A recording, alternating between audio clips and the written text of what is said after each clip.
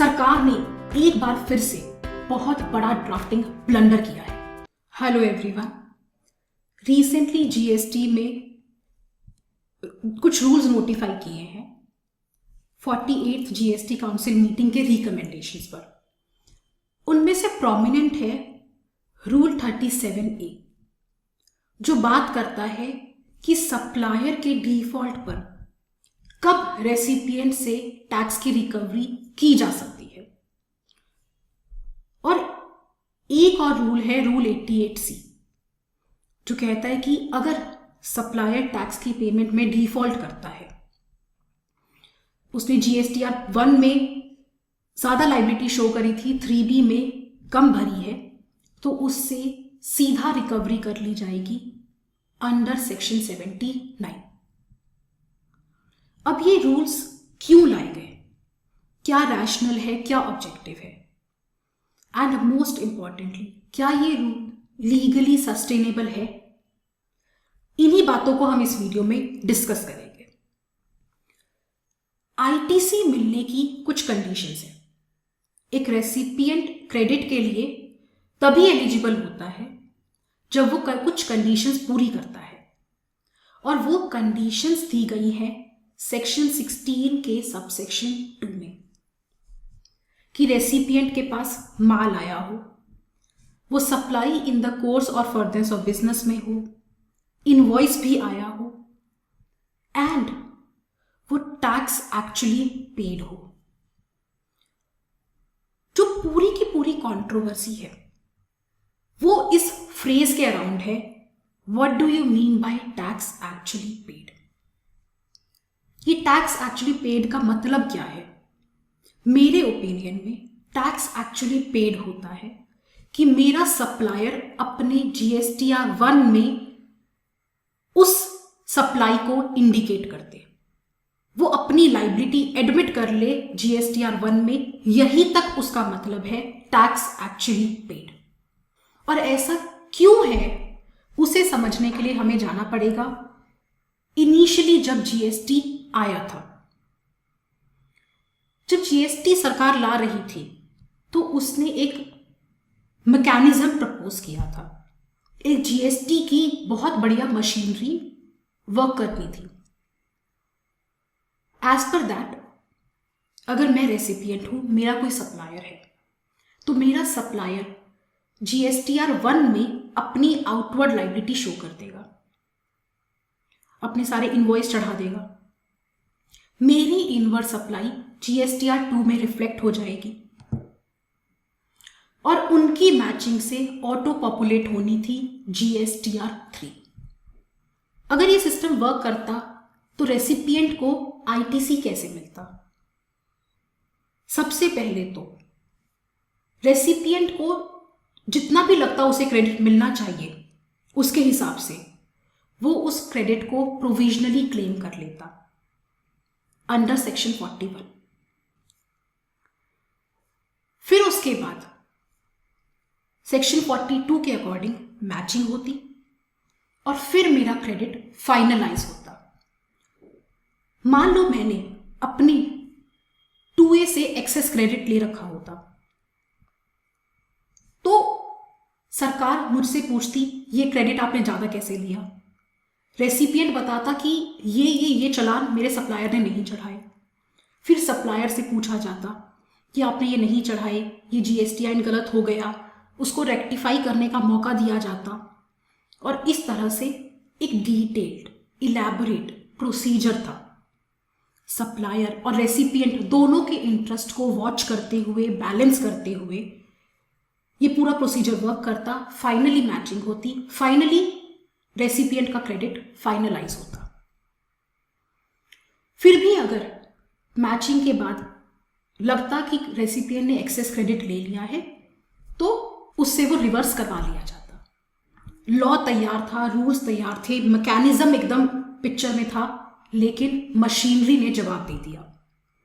GSTN network ये काम नहीं कर पाया, उसने हाथ खड़े कर दिए, मैं ये लोड नहीं उठा सकता, तो मैचिंग कभी पिक्चर में आई ही नहीं। अब उसके चलते सरकार को time and again stop gap arrangements बनाने पड़े। क्योंकि मैचिंग वगैरह कुछ काम नहीं कर रही थी, तो सरकार ने एक रूल बनाया और रेसिपिएंट का आईटीसी रिस्ट्रिक्ट कर दिया। As per that rule, recipient उसकी जीएसटीआर 2A में जितना रिफ्लेक्ट हो रहा है उससे सिर्फ 20% एक्सेस क्रेडिट ही ले सकता था। उस 20% को भी कम करके 10% और फाइनली ये कह दिया गया कि उतना ही क्रेडिट मिलेगा रेसिपिएंट को जितना उसकी जीएसटीआर 2A में रिफ्लेक्ट हो रहा है।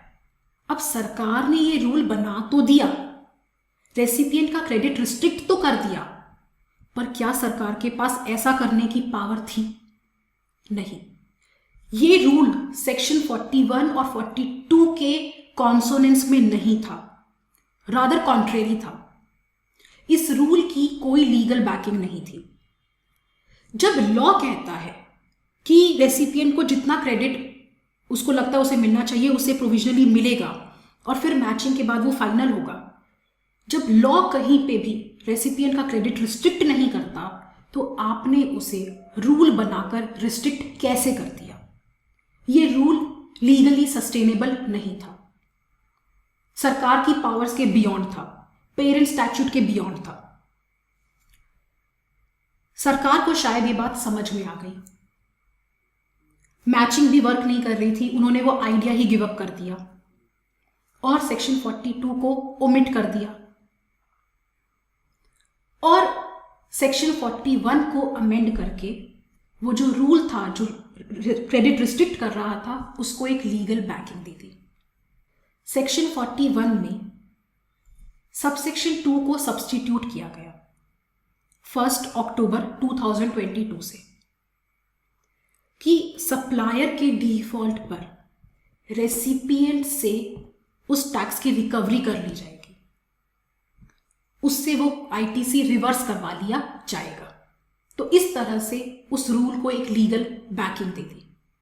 लेकिन फिर वही सवाल कि सप्लायर के किस डिफॉल्ट पर रेसिपिएंट से उसका आईटीसी रिवर्स करवाया जाएगा? क्या कंपल्सरीली सप्लायर के हर डिफॉल्ट पर रेसिपिएंट से रिकवरी करी जा सकती है?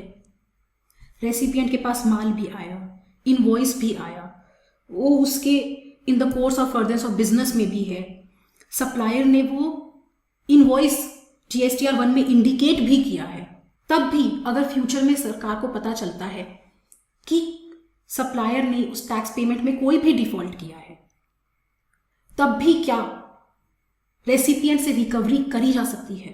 या फिर रेसिपिएंट की लायबिलिटी यही तक है कि वो सेक्शन 16(2) की सारी कंडीशंस पूरी करे और सिर्फ यही तक कि सप्लायर उस लायबिलिटी को, उस इनवॉइस को इंडिकेट कर दे, जीएसटीआर 1 में चढ़ा दे, सिर्फ यही तक है उसकी लायबिलिटी। इसके बाद सप्लायर कोई भी डिफॉल्ट करता है तो आप रेसिपिएंट से रिकवरी नहीं कर सकते। तो ये दो इंटरप्रिटेशंस थी, सरकार को कोई एक इंटरप्रिटेशन अडॉप्ट करनी थी और अब फाइनली उसने एक इंटरप्रिटेशन अडॉप्ट कर ली है जिसके अकॉर्डिंग अगर सप्लायर जीएसटीआर 1 में वो लायबिलिटी शो कर भी देता है, उस इनवॉइस को चढ़ा भी देता है, लेकिन वो उसकी पेमेंट में डिफॉल्ट करता है, 3B नहीं भरता, तब भी रेसिपिएंट से रिकवरी कर ली जाएगी। मतलब सरकार की इंटरप्रिटेशन के अकॉर्डिंग सप्लायर का सिर्फ जीएसटीआर 1 में उस इनवॉइस को रिपोर्ट करना सफिशिएंट नहीं है। रिपोर्ट करके भी अगर वो उस टैक्स की पेमेंट में डिफॉल्ट करता है तो भी वो रिकवरी रेसिपिएंट से कर सकते हैं। क्या ये इंटरप्रिटेशन लीगली वैलिड है? इस सवाल के जवाब से पहले सरकार ने एक बार फिर से बहुत बड़ा ड्राफ्टिंग ब्लंडर किया है। अगर इस रूल 37A को वर्बैटिम पढ़े तो इसका मीनिंग इतना अब्सर्ड है कि पूछो मत। सरकार कहना कुछ और चाहती थी लेकिन फिर से because of poor choice of words कह कुछ और रही है। रूल 37 को पढ़ने पर उसका लिटरल इंटरप्रिटेशन ये है कि रेसिपिएंट की लायबिलिटी वही तक है जब तक सप्लायर 3B फाइल नहीं करता। अगर उसके सप्लायर ने 3B फाइल कर दी, बेशक वो नील फाइल करी हो, उसमें अपनी लायबिलिटी कम शो करी हो, कोई फर्क नहीं पड़ता, तो रेसिपिएंट से रिकवरी नहीं होगी। सिर्फ और सिर्फ अगर 3B नहीं फाइल करी तभी रेसिपिएंट से आईटीसी रिवर्स करवाया जाएगा। फॉर एग्जाम्पल, अभी दिसंबर चल रहा है, मान लीजिए दिसंबर 2022 का कोई इनवॉइस है, उसकी रिटर्न 20 जनवरी 2023 तक फाइल होनी है। लेकिन अगर सप्लायर इस पीरियड की रिटर्न 2023 के 30 सितंबर तक नहीं करता, अगर वो 30 सितंबर 2023 तक 3B फाइल नहीं करता, तो रेसिपिएंट को अपना आईटीसी रिवर्स करना पड़ेगा 30 नवंबर 2023 तक। अगर सप्लायर ने 3B फाइल कर दिया तो रेसिपिएंट की कोई लायबिलिटी नहीं है, इररिस्पेक्टिव उस 3B में सप्लायर ने अपनी नील लायबिलिटी शो करी, कम फाइल करी, कुछ भी और किया। ये इसका लिटरल इंटरप्रिटेशन है, लेकिन क्लियरली समझ में आ रहा है सरकार का ऐसा कोई इंटेंशन नहीं था। ये एक ड्राफ्टिंग ब्लंडर है जो टाइम एंड अगेन हमें फ्रीक्वेंटली देखने को मिल रहे हैं। सरकार कहना यह चाहती है कि अगर सप्लायर उस टैक्स पेमेंट में डिफॉल्ट करता है, बेशक उसने GSTR 1 में वो इनवॉइस चढ़ाया था, लेकिन उस टैक्स की पेमेंट नहीं करी, रिटर्न नहीं भरी उसकी, तो उसकी रिकवरी वो रेसिपिएंट से कर लेंगे। और अगर सरकार का ये इंटेंशन है, ये लीगल इंटरप्रिटेशन है सेक्शन 41 का, तो क्या ये लीगली सस्टेनेबल है? नहीं, एब्सोल्युटली नॉट। और इसके मल्टीपल रीजंस हैं। सबसे पहले तो ये बात सही है कि रेसिपिएंट को क्रेडिट तभी मिलेगा जब सरकार को टैक्स जाएगा, तभी वो एलिजिबल होगा, राइट? लेकिन सरकार को टैक्स चाहिए तो वो टैक्स किससे मांगेगी?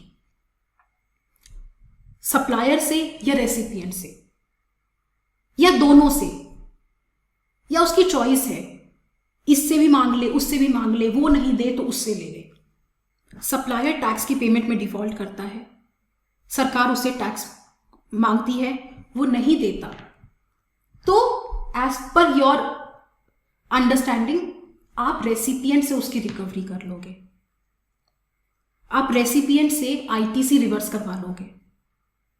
और फिर कभी बाद में सप्लायर उस टैक्स की पेमेंट कर देता है, आपका लॉ कहता है कि अगर बाद में सप्लायर ने उस टैक्स की पेमेंट कर दी तो रेसिपिएंट फिर से उस क्रेडिट को रीअवेल कर सकता है।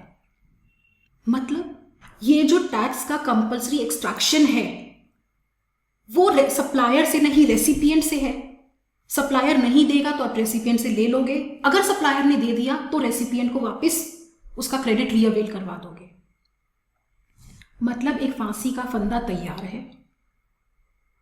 सप्लायर की गर्दन फिट हो गई, गुड इनफ, नहीं हुई तो रेसिपिएंट की फिट कर दो। क्या ये एक वैलिड लॉ है? जब आप रेसिपिएंट से आईटीसी रिवर्स करवा रहे हो तो वो टैक्स की रिकवरी है, और टैक्स लॉ के कुछ बेसिक इंग्रेडिएंट होते हैं। उसमें सर्टेन होना चाहिए कि टैक्सेबल इवेंट क्या है, टैक्स का रेट क्या होगा, टैक्स कैसे क्वांटिफाई होगा, एंड मोस्ट इंपॉर्टेंटली टैक्स किससे रिकवर होगा। ये नहीं हो सकता आप इससे भी मांग लो, उससे भी मांग लो, इससे नहीं मिला तो उससे ले लो। ये एक वैलिड लॉ नहीं है। सेकेंडली, आपने जो रूल 88C अभी नोटिफाई किया है उसके अकॉर्डिंग अगर सप्लायर GSTR 1 में अपनी लायबिलिटी एडमिट कर रहा है, फिर 3B में उसे नहीं शो कर रहा, तो आप ऑटोमेटिकली सेक्शन 79 के अंदर उससे रिकवरी कर सकते हो। तो जब आपके पास पावर है कि आप सेक्शन 79 के अंदर उससे ऑटोमेटिक रिकवरी कर सकते हो, तो आप रेसिपिएंट से उसका आईटीसी रिवर्स कैसे करवा सकते हो? क्या एक टाइम पर 2 लोगों से रिकवरी की जा सकती है? सेकेंडली, चलो मान भी लिया आप रिकवरी कर सकते हो हाइपोथेटिकली। अब एक एग्जाम्पल अज्यूम करते हैं, प्रैक्टिकल सिनेरियो। अगर रिकवरी कर भी सकते हो तो कैसे करोगे, कैसे आइडेंटिफाई करोगे? मान लीजिए मेरा एक सप्लायर है, उसने अपनी जीएसटीआर 1 में 100 करोड़ की लायबिलिटी शो करी है। उसने 50 से 60 लाख की वैल्यू के बीच में मल्टीपल इनवॉइस इशू करे हैं, 50-50, 60-60 लाख के।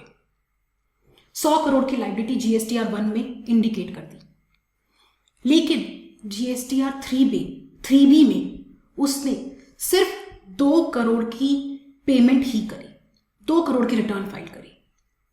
अब वो जो 98 करोड़ की लायबिलिटी उसने एडमिट करी थी, वहां पर आप किस रेसिपिएंट से जाकर रिकवरी करोगे?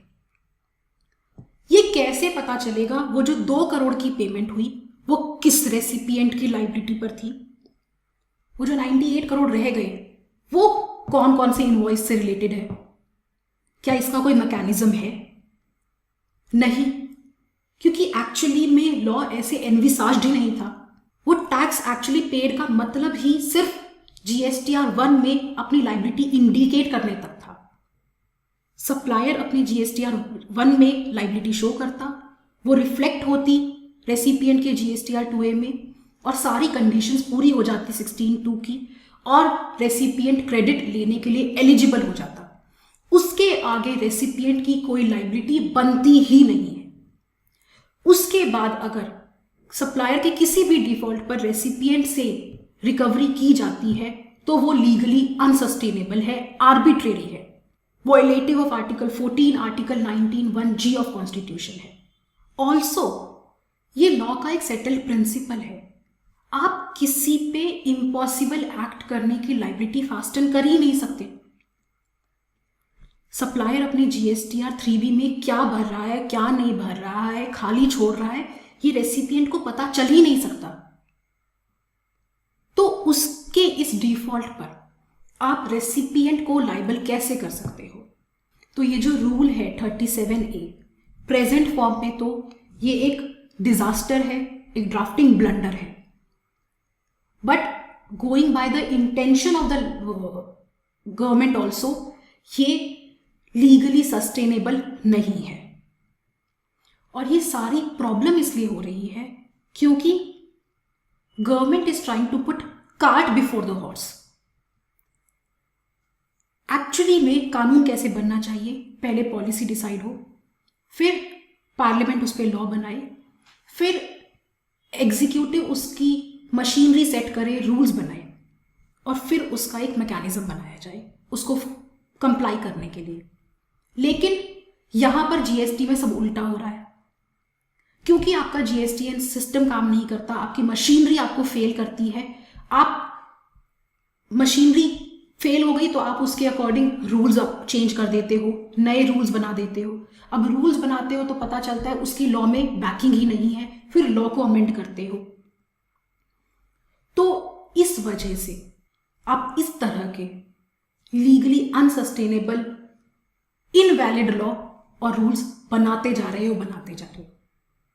एंड आई सिंसियरली होप कि सरकार अपने इन डिजास्टर्स को, ड्राफ्टिंग ब्लंडर्स को ग्रेशियसली एक्सेप्ट करेगी और रेक्टिफाई करेगी। That's it for this video. I'll see you next time. Till then, take care. Have a good day. Bye-bye.